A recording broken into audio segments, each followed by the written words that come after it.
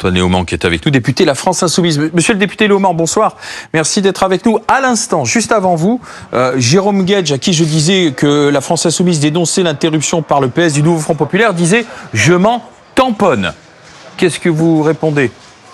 Je pense que les électeurs de Jérôme Guedj s'en tamponnent pas du fait qu'il dit ça, mais il faut savoir que Monsieur Guedj, c'est quelqu'un qui s'est présenté aux élections législatives, il a eu une forme de cohérence, il s'est présenté hors du cadre du nouveau Front Populaire, il a dit qu'il ne souhaitait pas avoir le logo du nouveau Front Populaire, et quoi qu'il siège à l'intérieur du groupe PS et qu'il prétende porter la parole une fois de temps en temps du nouveau Front Populaire, il avait en face de lui une candidate soutenue par le nouveau Front Populaire. Tout le monde l'oublie, mais nous en Essonne, voyez-vous, on n'oublie pas quel a été le comportement de Jérôme Guedj dans l'élection législative.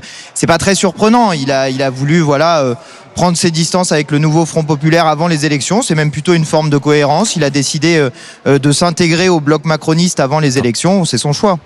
Question de Laurent Neumann. Juste une question. Il y a eu des municipales à Villeneuve-Saint-Georges. La France Insoumise, que je sache, n'a pas été capable de faire l'union. Votre candidat, Louis Boyard, y est allé tout seul. Et c'était un fiasco en race campagne, non ?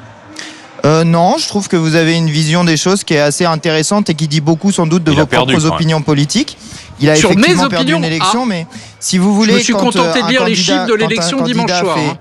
Permettez qu'on vous réponde. Quand un candidat fait 12 points de plus que dans la dernière élection que ne l'avait fait la gauche, quand la gauche avait gagné d'ailleurs en 2014 avec 4 voix d'avance, si vous voulez, je trouve que Louis Boyard fait un très bon score dans une ville qui, contrairement à ce qui a été dit sur beaucoup de plateaux, n'est pas une ville de gauche. Vous êtes en train d'expliquer, monsieur Léaumont, malheureusement, vous êtes en train d'expliquer qu'un candidat... Oui, revenons sur la censure. Je sais même pas qui me parle. Je suis désolé, c'est Laurent Neumann. lui a gagné.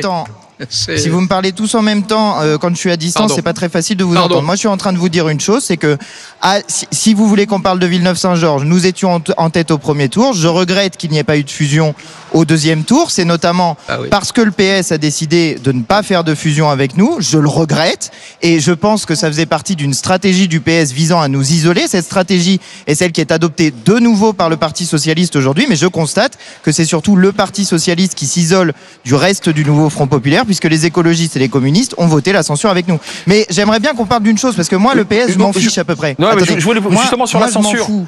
Moi, Monsieur Guedj tout à l'heure, il disait qu'il s'en tamponnait.